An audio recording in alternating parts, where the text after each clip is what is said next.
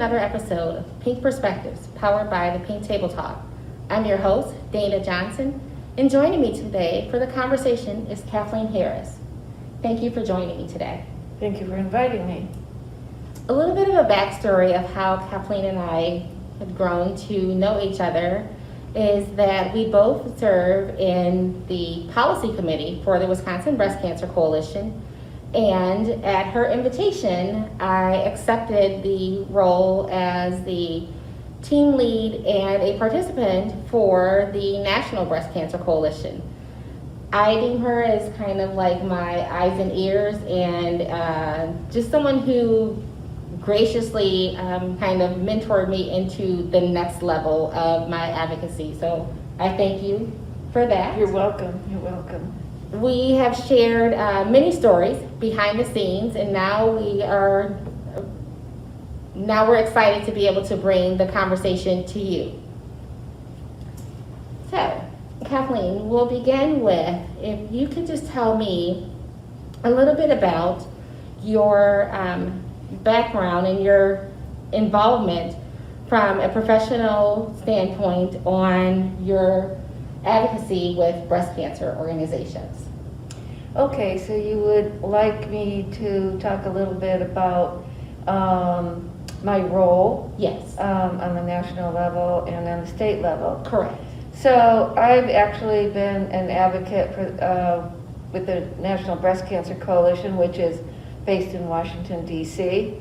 Almost ever since I was diagnosed with breast cancer 27 years ago. So very shortly after my diagnosis, within weeks, I heard about the National Breast Cancer Coalition. And I thought that is where I needed to be. That's where I needed to be to make a difference for men and women who are living with breast cancer. And what brought me to the organization was my interest in science. Okay. That's what brought me the first time at the onset.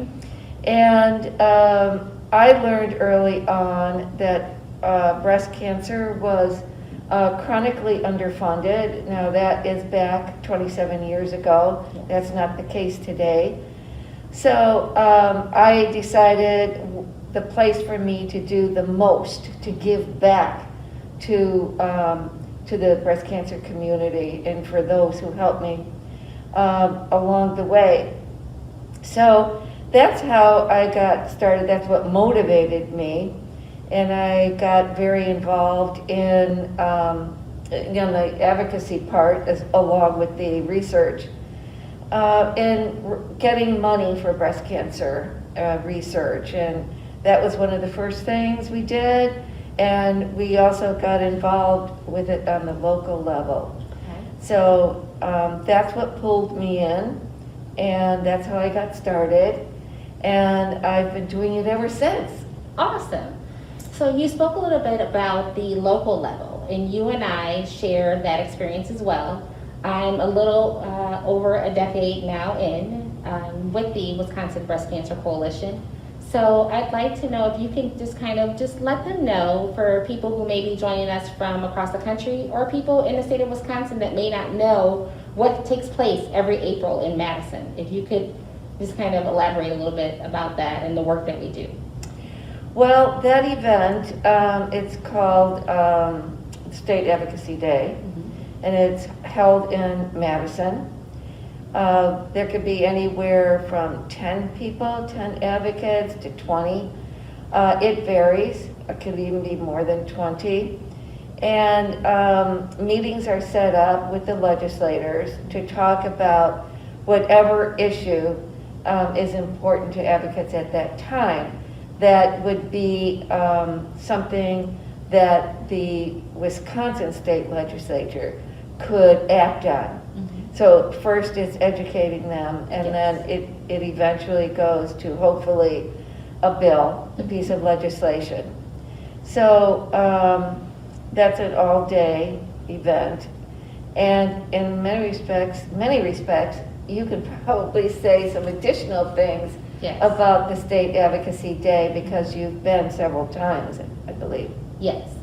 So for me, State Advocacy Day is truly important because it brings it full circle, if you will. It allows us behind the scenes, we do the homework, we do the research, and we bring it to the legislators in Madison and pretty much present to them what they should argue on the House floor and how they can collectively work together, no matter what side of the fence that you sit on.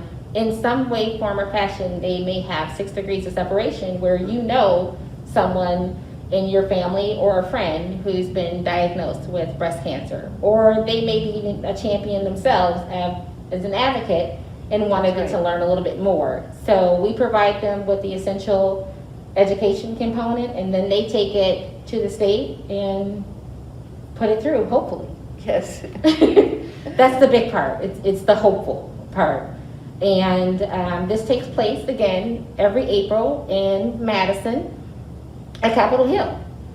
One of the next levels from that, and we spoke about it, is that we both participate on the national level in DC. And if you could just talk about how that is similar, but just very slightly, because that level, again, in DC, is a summit.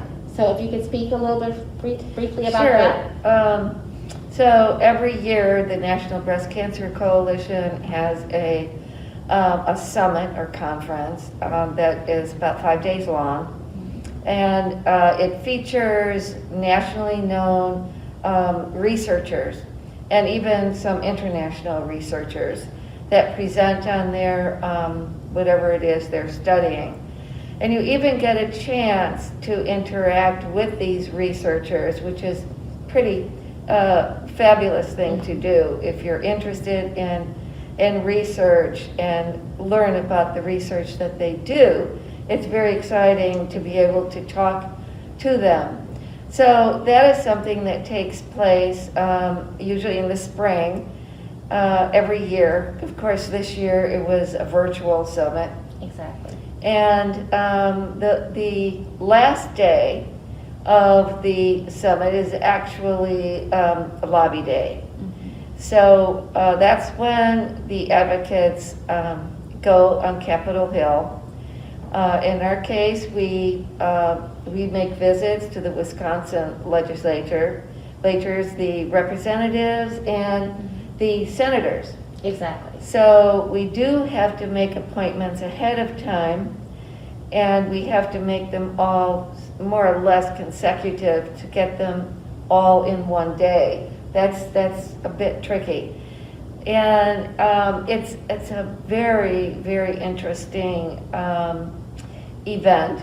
And I always learn so much, even though I've done it for almost 27 years in Washington.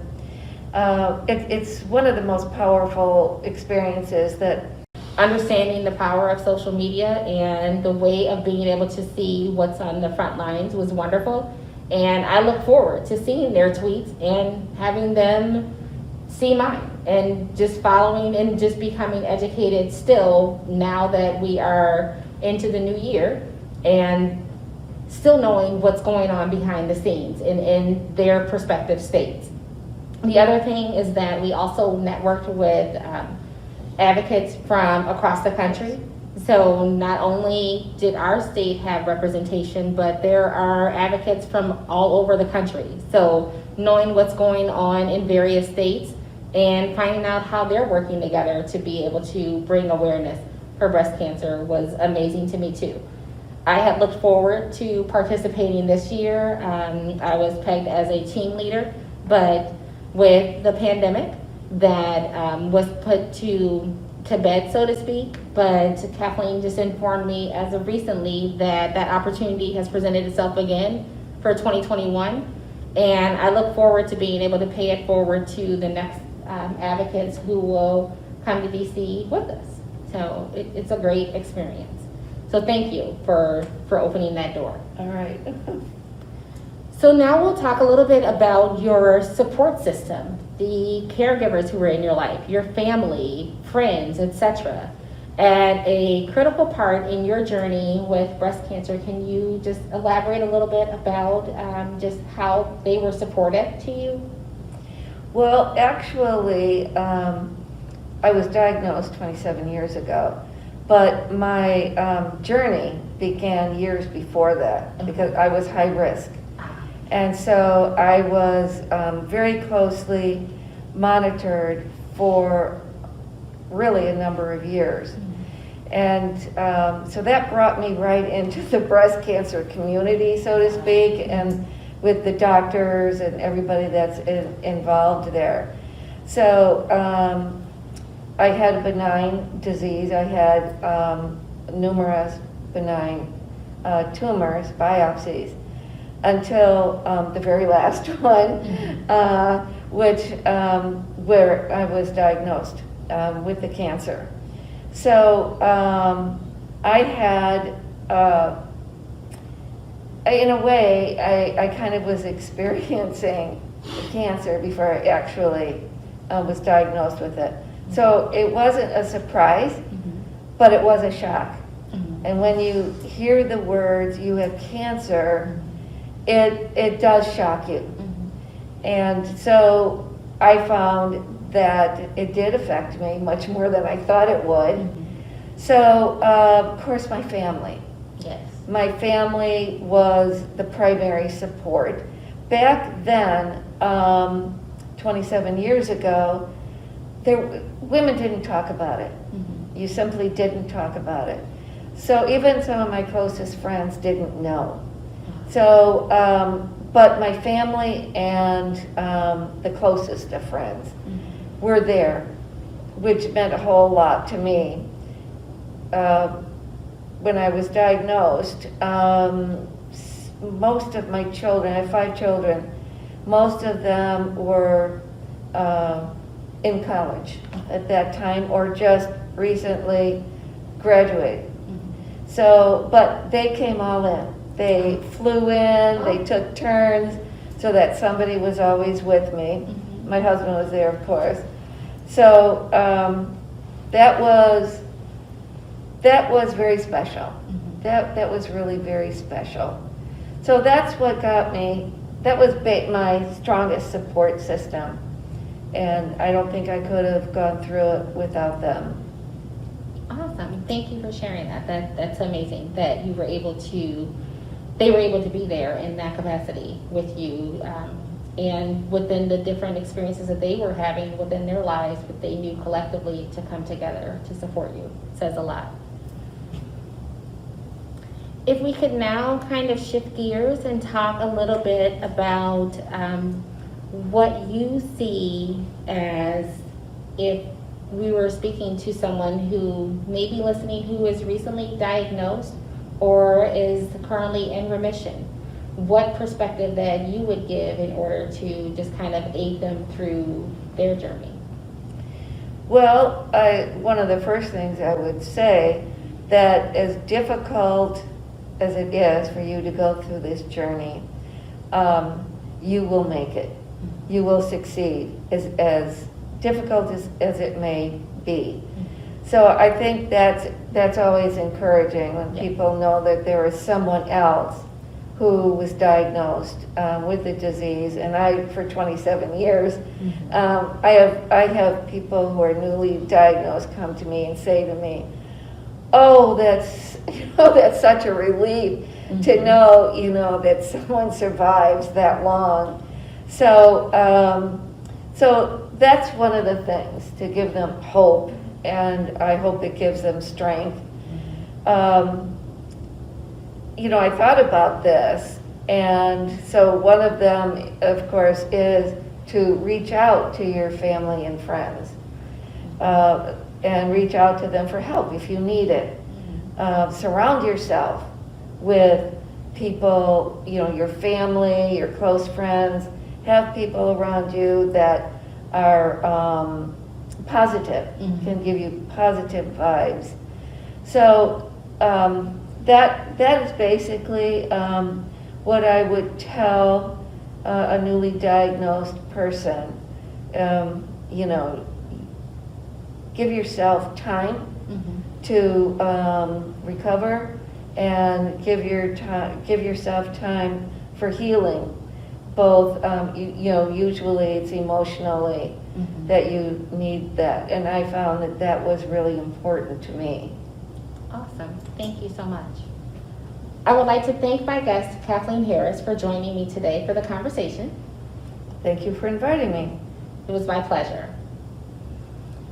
And giving us the opportunity to have her join us in Pink Perspectives, powered by the Pink Table Talk. Please take a moment to like, share, and follow us on Facebook, Instagram, and Twitter, and also check out our YouTube channel. Thank you for joining us. The Pink Table Talk will be offering our fabulously scented, custom labeled Pink Table Talk candle. Each one hand poured by Cheyenne Candles as a symbol of continuous support to the causes and awareness of breast cancer. The candle light, we'd like to say, represents an eternal flame that will burn in memory to the lives lost and in commemoration to those who continue the fight with cancer and our never-ending crusade to bring awareness. Proceeds from purchasing go to the building of the Pink Table Talk Advocacy and Outreach, as well as our ability to support other programs and agencies in kind. Thank you for joining us.